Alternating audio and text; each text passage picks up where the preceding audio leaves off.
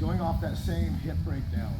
So again, I'm breaking the hip down. We're going with 3 majors off of the hip break. So whether my hand is on the outside, and again, it's my elbow on the hip that's doing the work, or if I feel like I need the extra stank, I put my hand inside to give me the lever. I break it down pretty much the same way. My hips start to rotate, my knee goes down, he comes up. Now my left knee goes into the pocket of the hip. Because again, you can bring your knee up to your chest all you want. The hip doesn't move. That's a great target. Because again, this leg can be moving all over the place, but this little V, where the thigh and the hip come together, if I can occupy that space, you are not going to stop me from getting my knee across your hips. Okay? All you're going to do is, if this knee even comes up, and I'm here, and my knee starts to go into that pocket, it's going to create the wedge that's going to open up the space that I'm looking for. So then, when that's in, then I'm simply going to drive my knee through, rotate.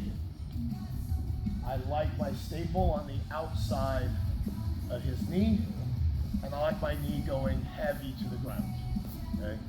I'm not really worried so much about this leg on the back. You notice it's just kind of posting, but the reality is through here, kind of sitting on his hips. This one can pretty much do what it like. My knee is super heavy, and I'm pushing Jeremy to the floor.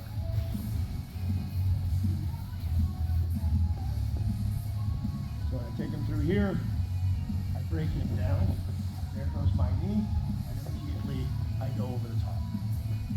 Heavy down. I don't care if his arm gets in the way, I don't care if his leg gets in the way, my knee goes on top of whatever's in the way, and my weight sits up on top. If he wants the pitch hinky on his biceps, that's up to him. If he wants it on his other knee, that's up to him. But my weight is going over the top, it's going onto that knee, and I'm going to be sitting on top. Again, coming through, breaking down. There goes my knee, across the hip. Again, you can be the most limber individual in the world, and this knee can come all the way up. There is still a hole here. So when my knee occupies this space and then starts to push in, my knee will go across. Okay? And then I like my foot on the outside of his thigh, so that at that point in time, if he wants to try to play half guard and the like, this is my preferred when I get here. Now, once I hit, one, if you and I are in actual fight, okay, my hands are coming down. Tell me that you're going to put your hands on my leg and start pushing away if you and I are actually fighting. I guarantee you, one hit, your hands will come back up to your face. A lot of the stuff that gets played through here, when his hands come down to my legs, start pushing, what's defending his face? I get 2 of the hardest hits that you're ever going to imagine for free. And then we're going to see whether or not his hands are doing their job. Because through here, as soon as he's in, bang, bang. And then now what's his commitment? He's either going to continue to try to escape, or his hands are going to start to come up. If not, his hands go down to the leg. We're now playing just a jiu-jitsu match.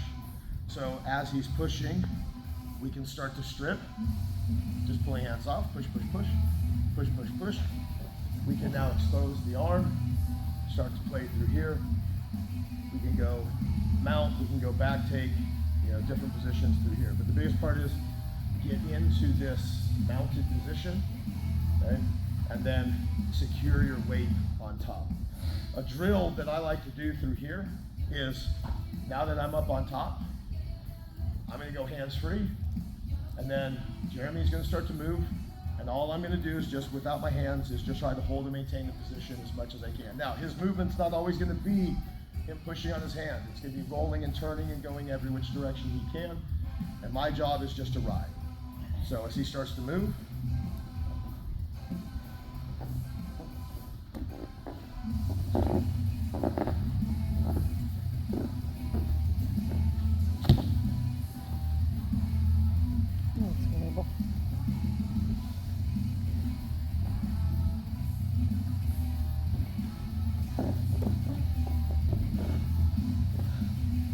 So when you're riding, the goal is to be hands-free. If my hands are required to be part of the connection, you and I are really fighting, guess what I can't throw? I can't throw a punch. If I'm riding with my hips, every time you want to put your hands down, those are punches coming down. It changes how people act and behave. Okay? The threat of strikes make a big difference into the art of grappling. Or even the ability, even if we're not throwing strikes, the ability to have my hands free while he's fighting that whole battle. It's his body versus my lower body. So when he exposes his arms, then we get to strip, and then we start to go into other attacks. Because I'm only using 2 limbs to control, 2 limbs to then look for whatever I want.